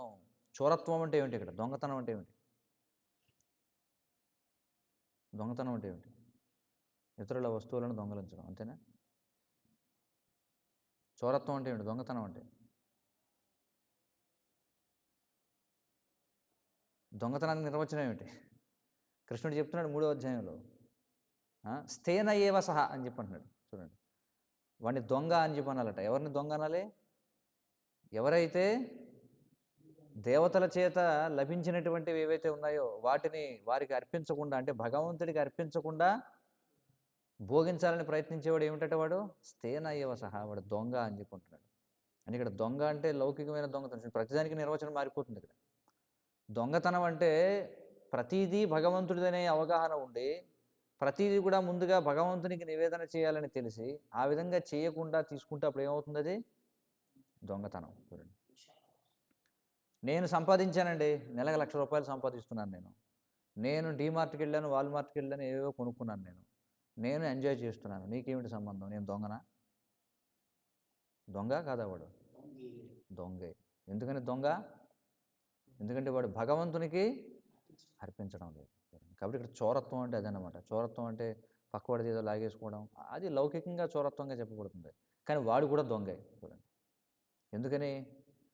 వాడి వస్తువు అని ఏదైతే అనుకుంటున్నాడో ఆ వస్తువుని వాడే భోగించినా కూడా అది దొంగతనం అవుతుంది. ఎందుకంటే అది భగవంతుడికి వాడు అర్పించడం లేదు కాబట్టి. చూడండి, ఇది చోరత్వం అంటే.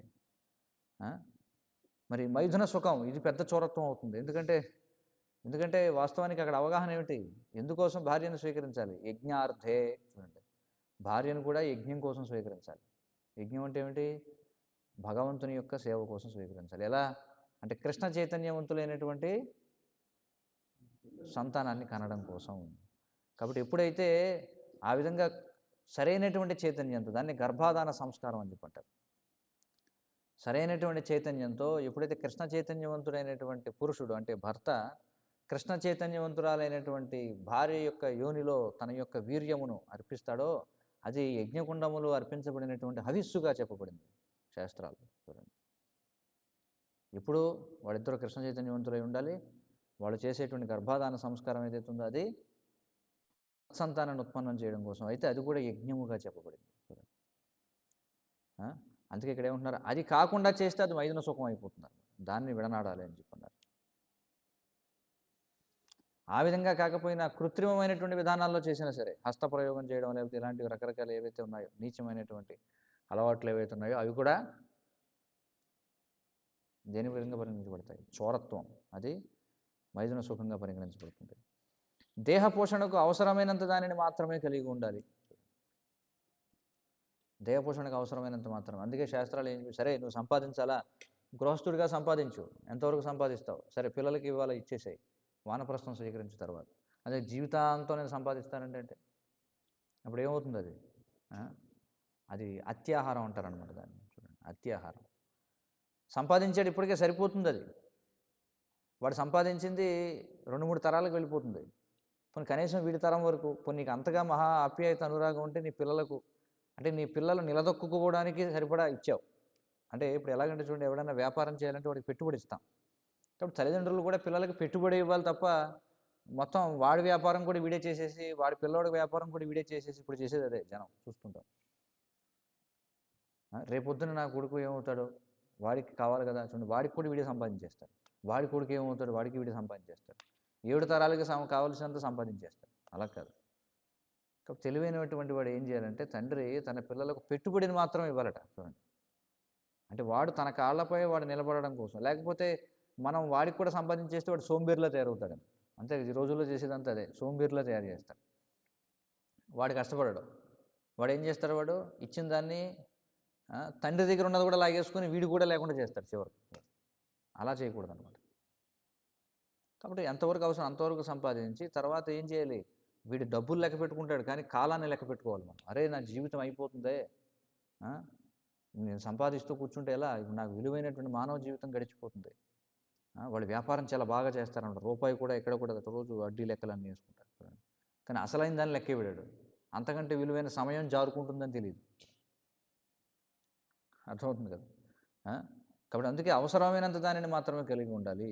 అవసరమునకు మించి భుజించరాదు, దీన్నే అత్యాహారం అని చెప్పుకుంటారు. అర్థమవుతుంది కదా.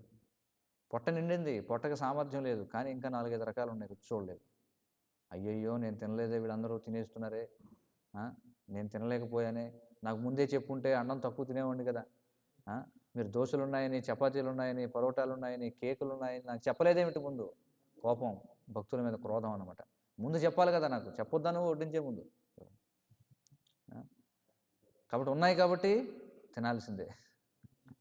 కాబట్టి ఏమవుతుంది అది, అవసరమైనకు మించి భుజించరాదు, అవసరమునకు మించి సామగ్రిని కూడా పెట్టరాదు.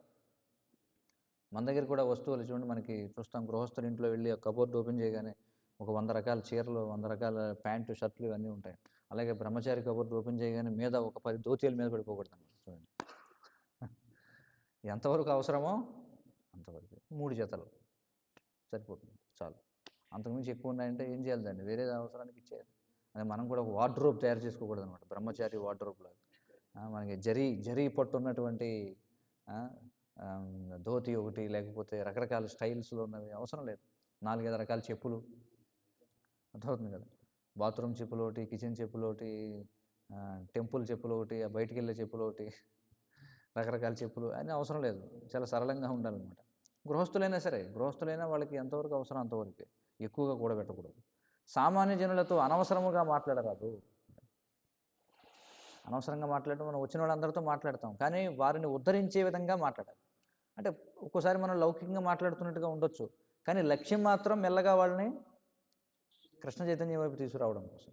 ఒక్కోసారి మనం కూడా ఎవరైనా కనిపిస్తే మాట్లాడతాం, ఏమిటి, ఏం వ్యాపారం చేస్తున్నారు, ఏమిటి, ఎలా చేస్తారు మీరు, ఏమిటని అడుగుతాం. కానీ అంతిమంగా మన దృష్టి ఏమిటి, వాళ్ళతో కొంచెం సంబంధం ఏర్పాటు చేసుకొని వాళ్ళతో కృష్ణ చైతన్యం గురించి మాట్లాడాలి. అందుకని మనం కూడా వాళ్ళ దాంట్లో వెళ్ళిపోకూడదు. అర్థమవుతుంది కదా. ఒక్కోసారి మనం చూస్తుంటాం, చాలామంది వస్తుంటారు మందిరానికి, వాళ్ళకి ఇక్కడి నుంచి మనం ఏదో ఒకటి ఇవ్వాలి. అంతేగాని వచ్చిన వాళ్ళతో ఎవడో వస్తాడు, ఏమంటాడు, నేను యాంవే చేస్తున్నానండి, యాంవేలో నేను రకరకాల గొలుసు కట్టు బిజినెస్ చేస్తున్నానండి.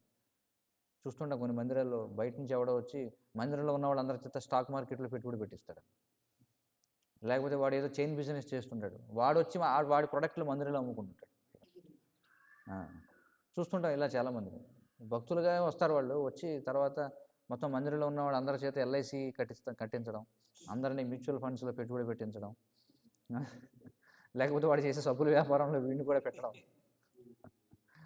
చూసారు మీరు ఎప్పుడన్నా? నేను చూశాను అలాంటి చాలామంది. మనకేదో అమ్మడానికి వస్తాడన్నమాట. చూడండి, ఇంకేమంటున్నారు, ప్రయోజనరహితముగా నియమ నిబంధనలను పాటించాలి. అవసరం లేనటువంటి ప్రయోజనం. చూడండి నియమాలు కొన్నిసార్లు చూస్తుండే కొన్ని మందిరాల్లో వాడు మంగళారతికి రాడు రోజు, కానీ చాతుర్మాసం రాగానే ఇంత పెద్ద గడ్డం పెంచుకుంటాడు. ఏమిట్రా అంటే చాతుర్మాసం అంటాడు. రోజు మంగళారతికి వస్తావా? రావు, కానీ చాతుర్మాసం చేస్తాను, లేదా పురుషోత్తమ మాసం చేస్తాను, ఇంకోటి ఏదో మాసం చేస్తాను. చేయొచ్చు, తప్పులేదు అందులో, కానీ కనీసం నియమాలు పాటించాలి కదా. ఒకవేళ నీకు అంత సమయం ఉంటే నువ్వేం చేయాలి, భాగవతం చదవాలి, భాగవతాన్ని ప్రచారం చేయాలి, వెళ్ళి పుస్తక వితరణ చేయాలి, ఇతరులందరినీ లాక్కురావాలి ఆధ్యాత్మిక మార్గంలోకి. అవన్నీ వదిలిపెట్టి ఏదో నిర్జన భజన చేస్తున్నాం అనుకోండి. 64 మాలలు నేను జపం చేస్తాను, నేను ఇంకా నేను ఏకాదశి వ్రతాన్ని, నేను ఈ చాతుర్మాసం అంతా ఏకాదశి వ్రతాన్ని పాటిస్తాను, అలా చేసేవాళ్ళు ఉంటారు. అవి ఎక్కువ శాతం ఎవరికైతే ప్రచారం ఎక్కువగా, అంటే దేహంతో లేకపోతే ఎక్కువగా శ్రమించలేరో అలాంటి వాళ్ళకి అవి శాస్త్రాల్లో చెప్పబడ్డాయి, చేయొచ్చు. అంటే ఎవరైతే బయటికి వెళ్ళి ప్రచారం చేయలేరో అలాంటి వాళ్ళు అలాంటి తపస్సులు చేయొచ్చు అనమాట. కానీ అది కూడా మనకి ఏదైతే ఆచార్యులు ఇచ్చారో ఆ విధంగా మనం చేయాలి తప్ప అనవసరంగా చేయకూడదు. నిజముగా పురోగతిని పొందుటకే అతడు నియమ నిబంధనలను పాటించాలి. చూడండి, అంటే ఊరికి ఆర్భాటం కోసం కాకుండా, చూడండి ఆర్భాటం కోసం నియమాలు పాటించడం ఉంటాయి. అలాంటివి చేయకూడదట. నిజంగా పురోగతి పొందడానికి ఏది చేయాలో అది చేయాలి. అనవసరమైనటువంటి తపస్సులు అవసరం లేదు. ఇంకా భగవద్గీతలో 18 గుణాలు చెప్పబడ్డాయట. ఎక్కడ చెప్పబడ్డాయి? 13వ అధ్యాయం భగవద్గీత 8 నుంచి 12 శ్లోకాలు. అమానిత్వం, అఢంబిత్వం, అహింస, క్షాంతిరార్జవం, ఆచార్యోపాసనం, శౌచం ఇలా చెప్పబడ్డాయి. కాబట్టి వాటిలో ఇక్కడ ఏం చెప్తున్నారు? 18 గుణాలు చెప్పబడ్డాయి. వాటిలో సరళత్వం ఒకటి. సరళత్వం అంటే సరళంగా ఉండడం, సింపుల్ అంతే. మనుషుడు గర్వరహితుడై ఉండవలెను, అంటే కపటత్వం అనేది ఉండకూడదు. అది సరళత్వం అంటే ఇక్కడ అర్థం. ఇతరుల నుండి అనవసర గౌరవమును కోరరాదు. చైతన్య మహాప్రభువు చెప్తున్నారు. మనకి ఏం చెప్తున్నారు? అమానినా మానదేన కీర్తనీయ సదాహరి. చూడండి, అవతల వాళ్ళు మనల్ని అవమానించినా సరే మనం వారికి గౌరవాన్ని ఇవ్వాలట. అంటే గౌరవాన్ని ఆశించకూడదు. అహింసాపరునిగా ఉండవలను. అమానిత్వం, అధంబిత్వం, అహింస ఇక్కడ చెప్తున్నారు. సహిష్ణుతను కలిగి ఉండి, అంటే సహనం కలిగి ఉండి, సరళుడై ఉండి గురువును ఆశ్రయించవలను. సరళత్వం అంటే ఏమిటి? వారి యొక్క వ్యవహారాల్లో ముక్కుసూటిగా వ్యవహరిస్తారనమాట. అంటే లోపల ఒకటి అనుకొని బయటకు ఒక రకంగా, అలా కాదు. సరళంగా ఉంటాడు అంతే. ఇంద్రియములను నిగ్రహించవలను. ఇవన్నీ కూడా ఇక్కడ అలాగే భగవద్గీతలో కూడా చెప్పబడ్డాయి. ఎందుకంటే భాగవతం అనేది ఏమిటి? భగవద్గీతలో ఏవైతే చెప్పబడ్డాయో వాటికి ఇంకా మరింతగా వివరణ ఇవ్వబడ్డాయి. ఇంకా ఏం చేయాలి? ప్రామాణికుల నుంచి వినాలట. ఇందులో ఏ విషయం గురించి? ఆధ్యాత్మికంగా ఏ విధంగా పురోగమించాలో దాని గురించి వినాలి. ఆచార్య నుండి అలాంటి ఉపదేశాలు స్వీకరించి వాటిని ఆకళింప చేసుకోవాలి. ఆకళింప చేసుకోవడం అంటే ఏమిటి? వాటిని ఏం చేయాలి? మన జీవితానికి మనం దాన్ని అన్వయించాలన్నమాట. మనకి అప్లై చేసుకోవాలి. అప్లై ఇన్ యువర్ లైఫ్ అని చెప్పంటాం. అంటే ఆకళింప చేసుకోవడం. అలాగే ఇక్కడ ప్రత్యేకించి నామ సంకీర్తనాచ్యమే అని చెప్పబడింది. అంటే ఏం చేయాలి? హరే కృష్ణ హరే కృష్ణ కృష్ణ కృష్ణ హరే హరే, హరే రామ రామ రామ హరే హరే అంటూ పవిత్ర హరినామాన్ని వ్యక్తిగతంగా చేస్తే దాన్ని ఏమంటాం? కీర్తన అంటాం, జపం అంటాం. సామూహికంగా చేస్తే దాన్ని సంకీర్తనం అని చెప్పంటాం. మరి చైతన్య మహాప్రభు మనకి నొక్కి చెప్పారు. నాస్తియేవ నాస్తియేవ నాస్తియేవ గతిరంజర, వేరేది లేదు లేదు లేదు అని నొక్కి వక్కాణించారు చూడండి. కాబట్టి ఆర్జవేన అనే పదం వాడారు. అంటే కపటత్వం లేకుండా అని దాని భావం అంటారు. అంటే స్వీయ లాభము గురించి ప్రణాళికలు రూపొందించరాదు. స్వీయ లాభం గురించి ప్రణాళికలు రూపొందించరాదు. అంటే స్వీయ లాభం అంటే ఏమిటి? భగవంతుని ప్రయోజనానికి అన్యమైన ప్రయోజనం గురించి ఆలోచిస్తే అప్పుడు ఏమవుతుంది? మళ్ళీ అది రజోగుణ భక్తి అయిపోతుంది. చూసాం కదా మనం. రజోగుణ భక్తి అంటే ఏమిటి? స్వకార్యం స్వామి కార్యం.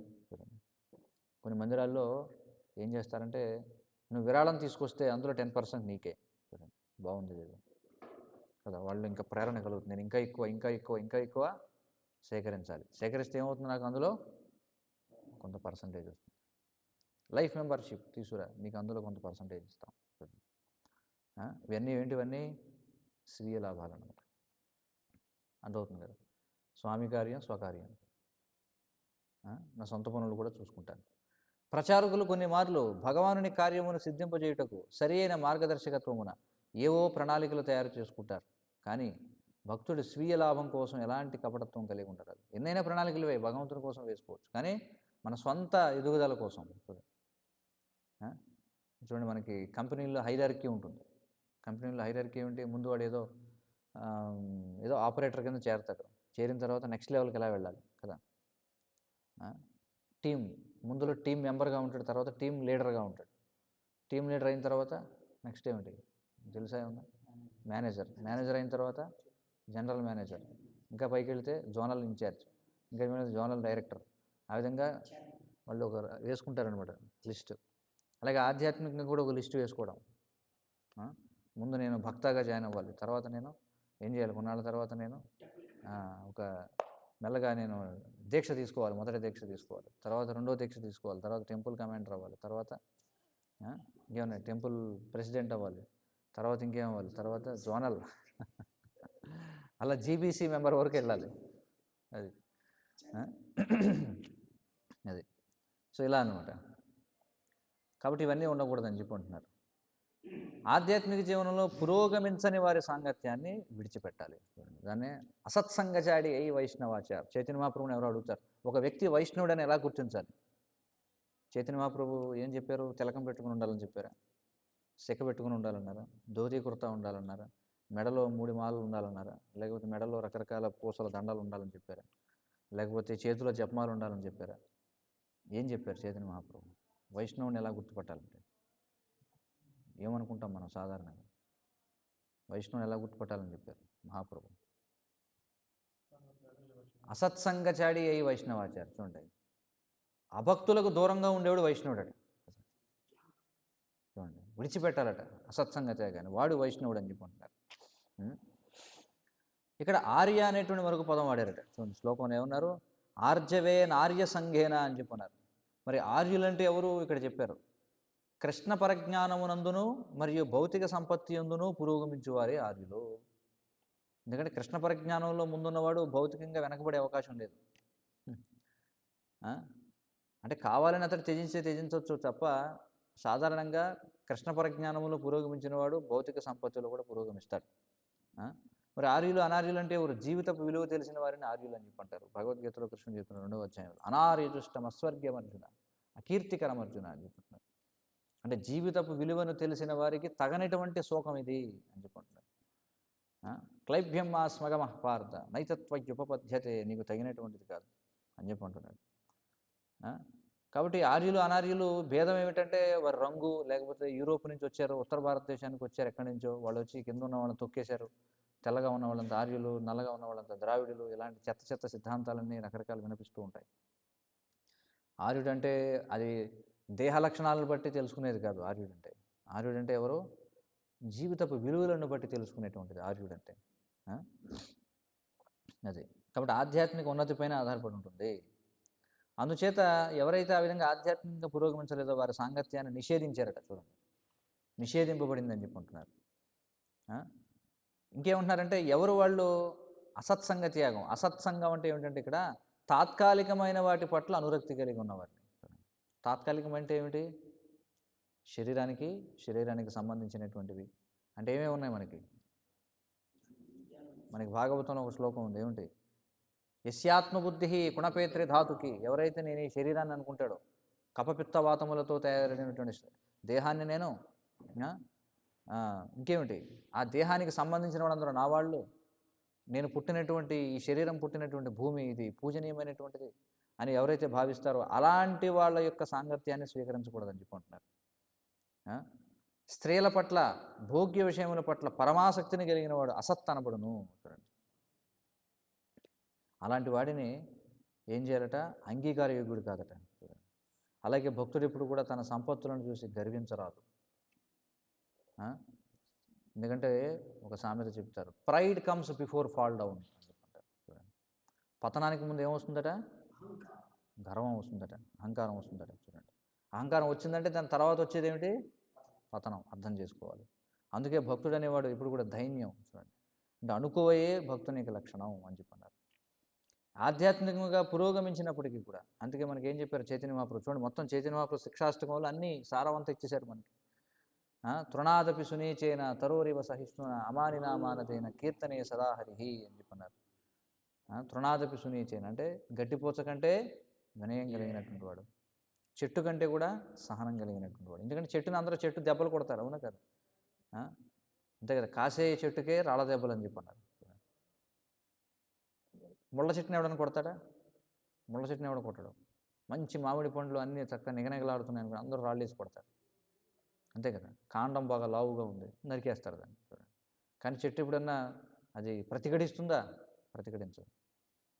అలాగే గడ్డిని అందరూ తొక్కుతుంటారు, కానీ అది ఎప్పుడైనా నిరసన వ్యక్తం చేస్తుందా? లేదు. చూడండి, ఆ విధంగా ఉండాలట.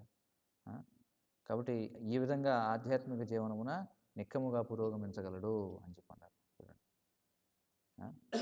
మరి ఇవన్నీ కూడా మనం తరచుగా చర్చిస్తే క్రమక్రమంగా మనకి అంటే ఎంత ఎక్కువగా చర్చిస్తే అంతగా మనం కనీసం ఆ లక్షణాలను పొందేటువంటి అవకాశం మనకు ఉంటుంది. అంటే మనం చర్చిస్తున్నామంటే ఇక్కడ కూర్చొని నేను ఏదో ఇక్కడ ఉపన్యాసం ఇస్తున్నానంటే ఇవన్నీ నా దగ్గర ఉన్నాయని కాదు. కానీ చర్చించకపోతే తెలిసేది ఎలా? కనీసం చర్చిస్తూ ఉంటే వింటూ ఉంటాం, అయ్యో మన దగ్గర అది లేదే, మన లోపల అనుకుంటాం, అయ్యో మనకి దగ్గర ఈ లక్షణం లేదు, అది ఈ లక్షణం ఉంది, దీన్ని విడిచిపెట్టాలి, లేదా ఈ లక్షణాన్ని మనం పెంపొందించుకోవాలి. కాబట్టి అందుకే శ్రవణం చేయాలి. శ్రవణం చేయలేదనుకో, అసలు తెలుసుకోకపోతే ఎప్పుడు మనం దాని గురించి ప్రయత్నం చేస్తాం. కాబట్టి మనం ఆ స్థితిలో లేము. లేకపోయినప్పటికీ మనం ఏం చేయాలి, ఇవి ఎప్పుడు కూడా శ్రవణం చేస్తూ ఉంటే క్రమక్రమంగా మనం పరిశుద్ధం అవుతాం, కనీసం పవిత్రులం అవుతాం. ఆ విధంగా ఏదో ఒక నాటికి మనం ఈ లక్షణాలను పెంపొందించుకుంటాం. హరే కృష్ణ. ఏమైనా ప్రశ్నలు, సూచనలు?